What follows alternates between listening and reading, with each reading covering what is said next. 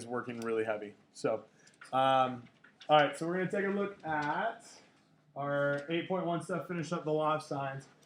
The first thing you're going to see is very similar like the other homeworks in the sense that all we need to do is find some of these other missing distances. So number 61, we want to find the distance to the fire, and we're going to look at Yellowstone National Park. We have these two towers that are known to be 5 miles away, and then the two people hanging out in the tower look off into the distance to see the fire, and they have these different angles of measurements. So what I want to do is find the distance between the closer tower and the fire, see how far away we are. To do that, we need to find this third angle. So we have our opposite angles, opposite side. And then we can use this angle with the opposite angle, opposite side to find this distance. Well, how can I find this angle? Good. We're going to take our 180, and we're going to subtract the other two angles that we have. And so the two known angles are 39 and 58. And so we have 180 minus 97. So that angle is going to be 83 degrees. Okay, so we know this is 83 now. We have an opposite angle and its side length. We have an opposite angle and the unknown side length, so we can solve for it now. Using law of sines, what equation are we going to use to set this up? We can say that the sine of 83 divided by 5, the opposite side length, is going to be equal to the sine of 39 and its opposite side length, which is our unknown we want to find. Okay, we'll cross multiply at this point. Once we've cross multiplied, we'll see that x is going to equal 5 times sine 39 divided by our sine of 83. And when we plug this in the calculator, we'll see that x is 5 times the sine of 39 divided by sine of 83. So we're about 3.2 miles away. Okay? And so that's how we can use the law of sines to help us out with these angles and find missing distances in the triangles. So two of the other homework problems we're doing tonight that you'll do on your own are going to be very similar to this. So you're given these angles, you're given a couple of side lengths, you have to find the missing pieces. Questions on this? Cannot see the board. Okay. So use the law of sines, set up your equations, we'll be able to roll from there. Okay. The other ones we're going to do on the board, and there'll be one additional one that you'll have to do individually, is going to look at the idea of these triangles can be in two different locations. You could have either one triangle that has an obtuse angle, or you could have a triangle that has all these acute angles that we're used to kind of working with. And so we're going to look at it kind of in an astronomy sense here, and we're going to see that if I'm at some planet looking at another planet, it's either going to be in line with me and be super close, or because of the way it travels on its circular orbit, it could be further away from me. And I'm not sure exactly what distance it is, but I know that it's one of these two options. So we're going to basically set up two different triangles to solve for this. And so the first one, our viewing angle is 20 degrees, so this will be 20 degrees.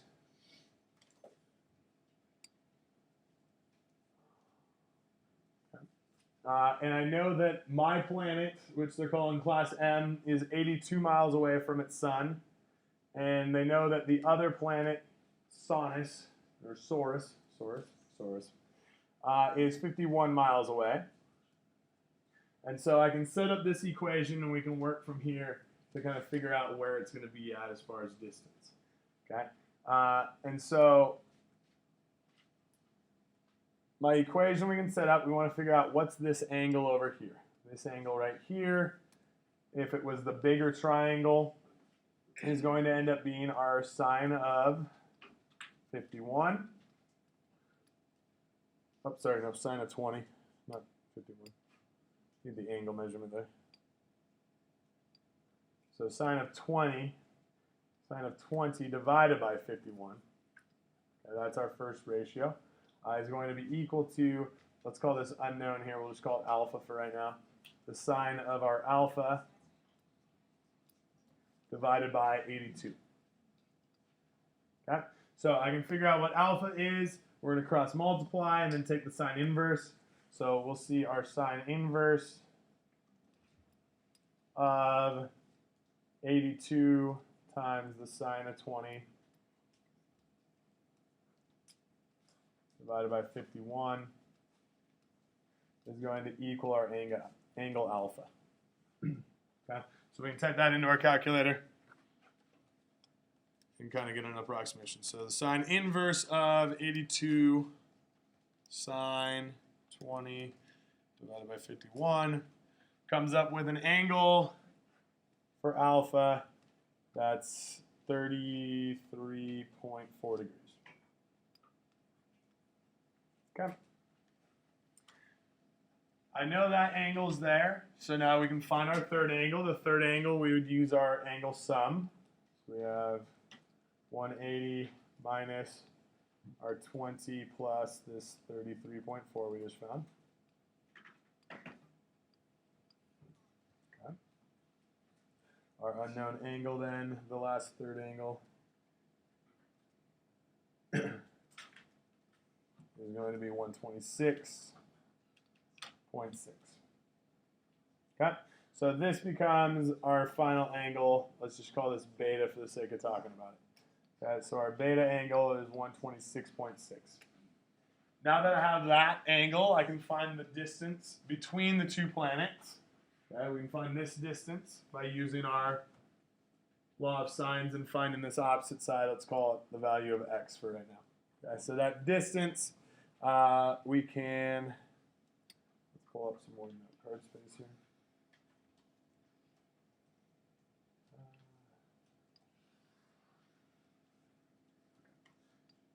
So law of sines then,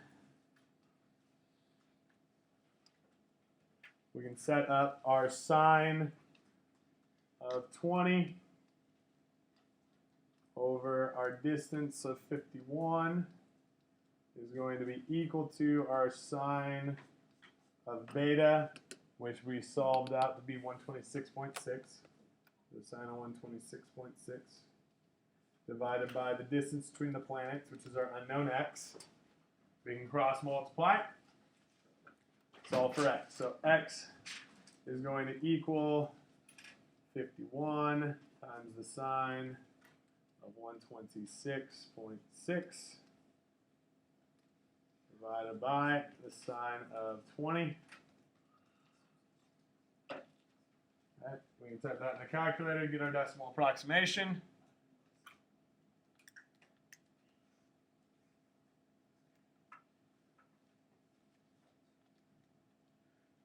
And we see that we are roughly 120 million miles away from each other. Okay?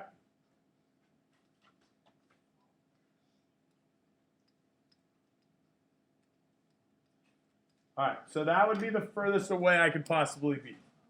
That's one option. The other option is, well, what if my planet's actually much closer than I'm expecting? So what we just did was we solved our distance here if I was dealing with the big triangle. What if it was the closer triangle? What if this angle here was actually an obtuse angle instead of being the 33.4 degrees we found? Okay? So one of the things I want us to think about now is with our unit circle, we know that sine is our y values, and we know that 33 has an identical sine value as something else. So if I know this distance here is 33.4, whatever it is. I know that's equal distance away from 180. So I'm 33 degrees away from 0, or I'm 33 degrees away from 180. So how would I find this other potential angle? We can take the 180 and subtract the 33.4. So my other possible option here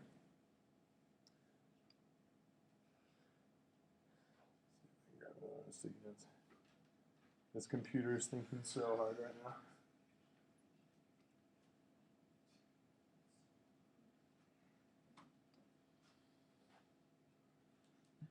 Okay, so the other possible option is we could be dealing with that smaller triangle. So we have the much shorter distance to my planet.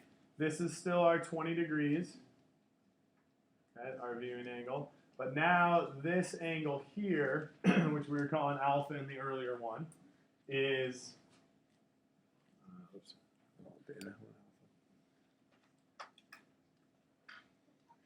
we solve for that alpha. It's the other one that has the exact same sine value. And so this value was our 146.6.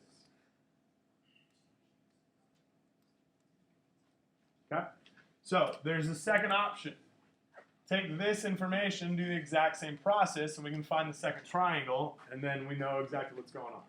Okay, so we can take our 180 for our triangle to solve for our other beta, which we call this our beta. This is our alpha. So 180 minus our 146.6 plus the 20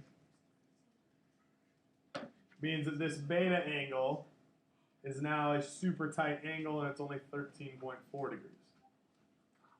Okay? So we can set this up. We still know this is 51 million miles away. We still know that this is our unknown. Okay, so I want to see if it's the closer side now.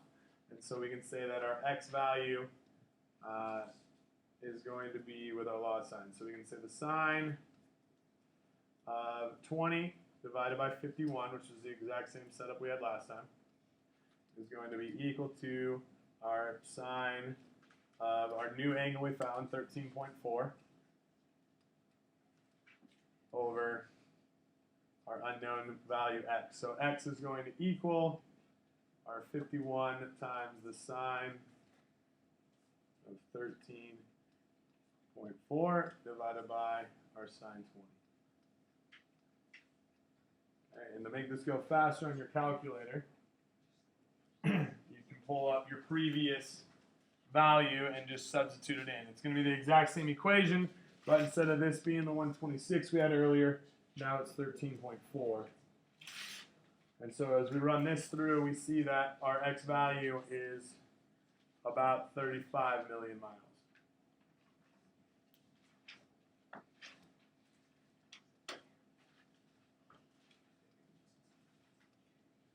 Okay, so what this allows us to do is we can see that the law of sines actually gives us two potential answers. I could be where I'm close to this other planet. Okay, there's the option where I'm close to the planet. I'd be 35 million miles away. The way we were able to find this missing angle was the same way with the law of sines, but we had, instead of 33.4, we found its reflected side, or the piece, the other sine value that's identical to it. So we found it on the other side here. And that was our 146.6. Okay? And then we're able to do the exact same process. Questions on how to do something that may have multiple answers. Okay, so this is going to be the law of sines thing. We're going to take it one step further, and it'll look something like this. Now, the one you're going to see in your homework tonight won't be the solar system one. It'll be very similar to this one. If this pulls out. Okay, so this is looking at trying to hit a moving target. And so it's the very same concept and idea. Okay, during those like all-star games for football, you know, you've got the quarterback throwing competitions. They're trying to hit the targets as they move across. So what we want to look at is the idea of how much time does this quarterback actually have to hit the moving target. Okay? And so what we're going to be looking at is I've got a potential arm strength that's going to hit this target, and the target's not always within my arm range because it comes from the far side of the field. As it comes across, now that distance actually becomes closer. It's inside my hittable range, and then it gets outside the hittable range. So how much time do I have to actually hit this target the whole time? Okay.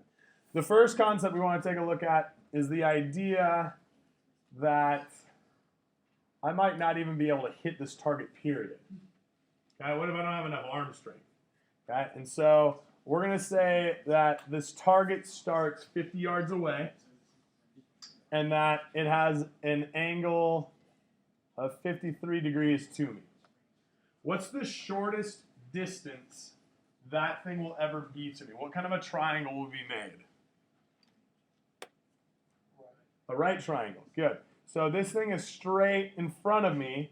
That is going to be the shortest distance. Otherwise, that equal distance is going to be kind of on that parabola, right? It's going to be this arc. I'm going to have the same distance this way as I have this way, and I'm going to try to figure out the shortest distance. Well, the right triangle, what information can we use with trig to help find that distance? What's our shortest distance? What was the thing we did before law of sines? Well, there's Pythagorean theorem, but I don't have quite enough information. That's good, yeah. What else can we use with right triangles besides the Pythagorean theorem? SOHCAHTOA, okay? So we can go back to our SOHCAHTOA here, okay? What's the shortest possible distance? It's on a right triangle, and so I want to know this distance, which is my opposite side. I have my hypotenuse of 50 yards. So we can solve for this. Our sine of 53 is going to equal our opposite over the hypotenuse. And I can solve to see what this shortest distance would be. So I'm going to multiply by 50 on both sides. So 50 times the sine of 53 is going to equal our x. Our shortest throwing distance is going to be 39.9 yards. Okay, so that'll be the very closest that object will ever be to me. The first part of this question is saying, if I have a quarterback who has an effective range of 35 yards, is he going to ever hit that target? No, the quarterback who can only throw 35 yards, our high school quarterback playing in the NFL All-Star game right now, is never going to hit that target. Okay, so if I'm only throwing 35 yards, that target's not getting hit. Part B, huh? Caleb can play college baseball. He can probably throw better than 35 yards. No. All right. What's the shortest range the quarterback can have? So that's what we just solved for, was the right triangle. The shortest possible is if I can throw the ball 40 yards, I have one shot at hitting this target, and I'm going to wait till it's right in front of me and stick it on that target. Okay? So now we're going to say for part C, what if this quarterback actually has a range of 45 yards and the target moves at 5 yards per second? How long is that target inside the range so the quarterback can actually hit that target? Okay, so what we're going to try to do is now build this triangle again. And I'm going to freak the brain out here.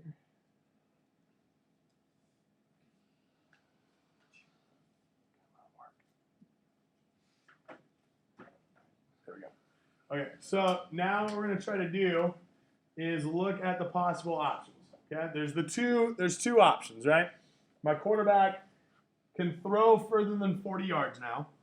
So he can either hit the target when it's the closest coming out of the gate, or as it's falling away from him. And so there's going to be this throwing window that my quarterback can actually hit the target. And then I need to find that distance. So essentially what's going to end up happening that we're going to look at is what we did with the planets. We're going to find two possible triangles that will allow us to find those distances. Okay. So there's the option where our quarterback There's the option where our quarterback is going to hit that target in the first part right away. There's the option where my quarterback hits it as it's falling away from him, kind of on its last piece. And then I want to find that distance between the two. So if this is the triangle that has both pieces, I want to find that distance so I can figure out how long the target's in my range. So what we'll take a look at, again, I know this is 53. I know that this is 50.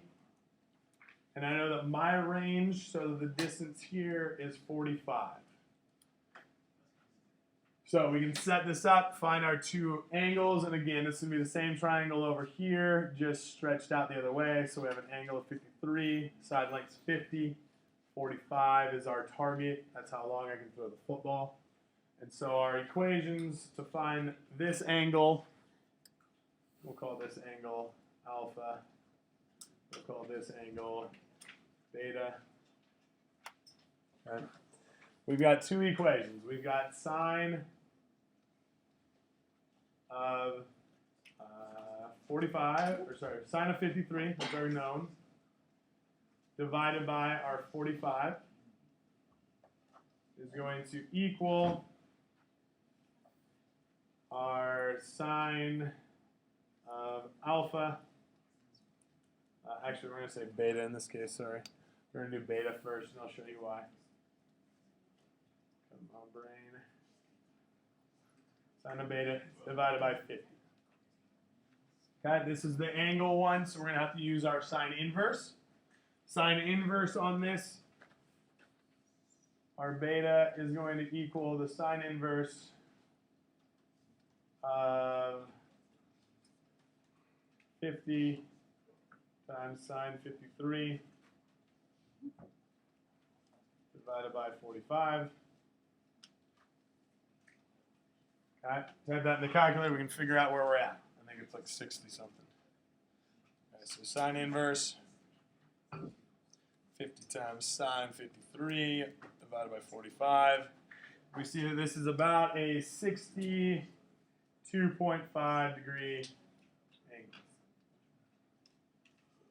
Okay, so that's this beta. How do I find alpha? Well, that's the other potential option.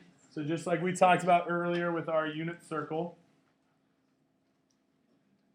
okay, we found that the sine value here was 62.5. So the other option is, instead of it being 62 away from here, from 0, it could be 62 away from 180, right? Those are going to be equal distance. So we can take our 180, subtract the 62.5, and we'll see that the other potential option here for our alpha is alpha could be 117.5. Okay, so now I have my two triangles. We'll use our angle sum to find out these angles, because I need to actually find the short distances of our triangles here to find our true distance. Let's tuck this aside for a quick bit. Come on.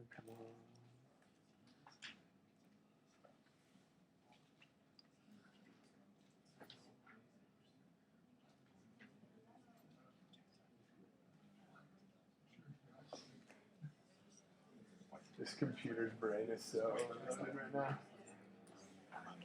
All right. Okay, so the last step here for us, well, second last step, is to find that distance.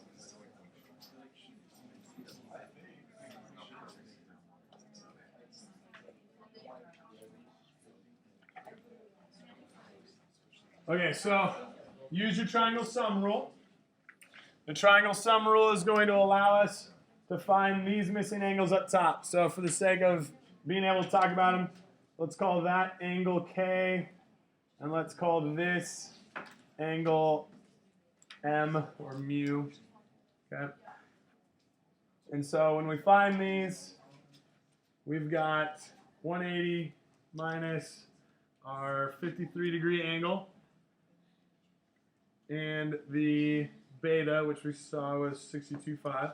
So I could have one option, which we're going to call M, is going to equal 64.5. Or we could have our K angle, which is going to be minus our 53 and minus our 117.5. So this smaller window would be 9.5. Okay.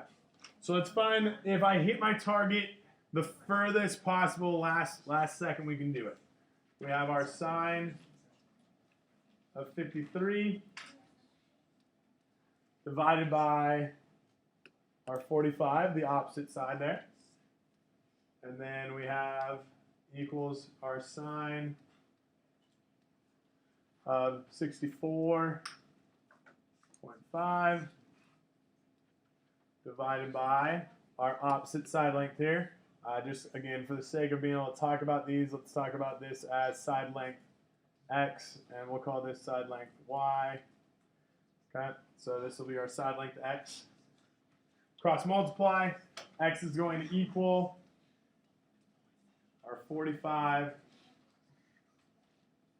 sine of 64.5 divided by sine of 53.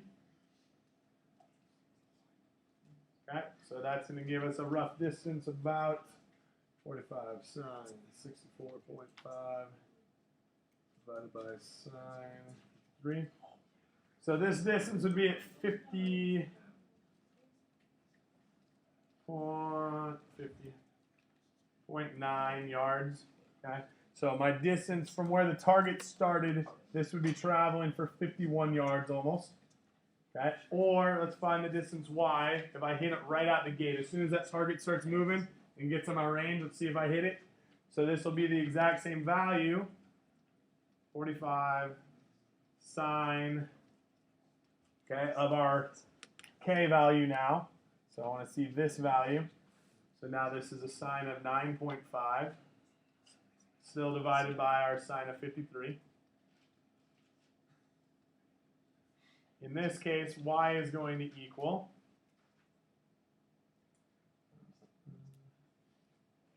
so the 64, we're going to use 9.5.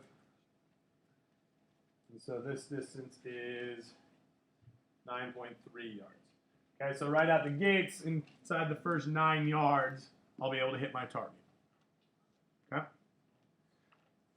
How do I find the distance that the total range that's in my zone? How can I find the distance from, let's see this move.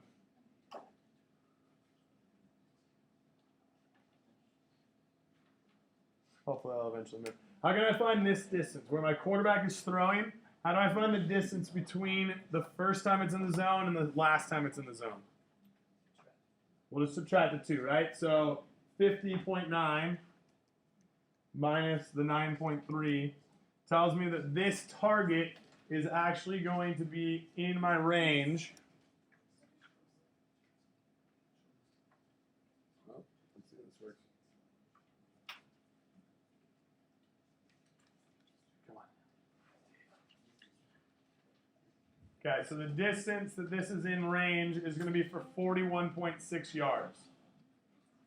If it's moving at 5 yards per second, how much time do I have to hit my target? Divide by 5, so there's about 8.32 seconds. So for time-wise here, you have 8.32 seconds to hit your target. Okay? And that's that final answer it's looking for. So that last piece is the complicated part. You'll have another one on tonight's homework, which is, what problem is this? Look at is, this quarterback has 8 seconds to pick up a ball and try to hit that target as many times as possible before it's out of its range and will never hit it. Okay? So this is another way we can use it where we have these multiple triangle options to figure out how long it takes to hit. All right? Awesome.